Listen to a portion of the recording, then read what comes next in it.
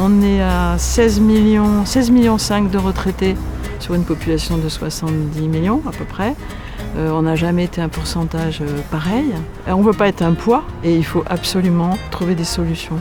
Et ce groupe-là a des solutions intéressantes.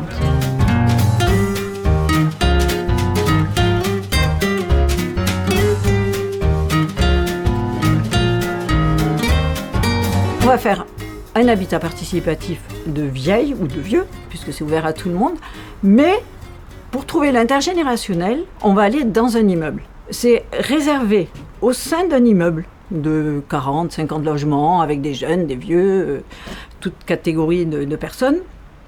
On réserverait une dizaine de logements dans cet immeuble. Comme ça, on serait entre nous pour pouvoir s'entraider, mutualiser, nous stimuler, parce que pour nous, ça nous paraît très important. Et en même temps, on serait dans un environnement de personnes plus jeunes, où on pourrait faire aussi un bon voisinage, faire des échanges avec ces nouveaux voisins, qui ne sont pas forcément choisis, mais ça nous plaisait bien. Parce qu'en tant que vieux, on s'est dit, finalement, on reste dans la vie. Et puis, on peut proposer des services, et eux peuvent aussi nous rendre des services. Il peut y avoir aussi un échange avec ces autres locataires. C'est un habitat participatif pour des seniors, mais en location.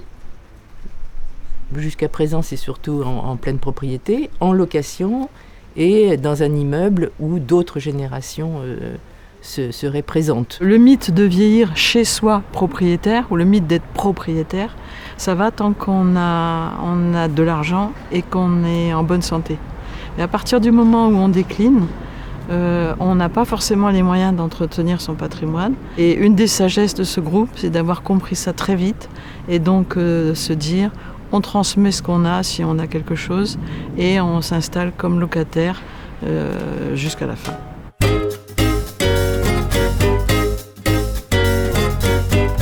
Ce projet, c'est en effet chacune dans son appartement, disséminé dans un immeuble, pas tout au même étage, avec ou bien des couloirs et des paliers assez vastes pour qu'on puisse s'y croiser, se poser même avec des fauteuils, des banquettes pour discuter 5 minutes, une salle commune, tout ça dans l'idéal. Des choses à mutualiser, à partager, à faire, mais avoir son chez-soi aussi, c'est important.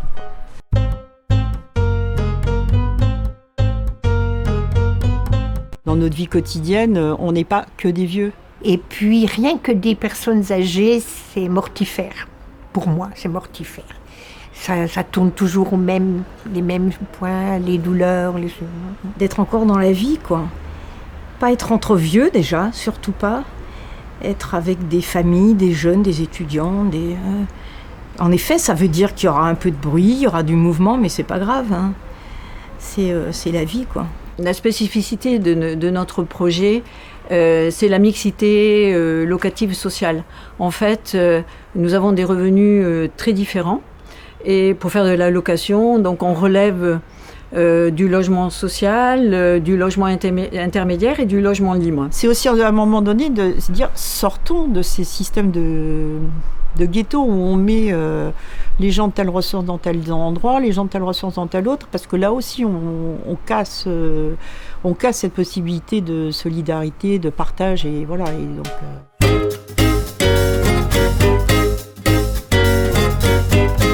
On s'engage un peu à organiser une vie sociale, donc je pense que ça peut se passer que mieux. Le lien et la transmission, je crois, de transmettre toutes ces valeurs qui sont de s'occuper de son prochain sans l'envahir.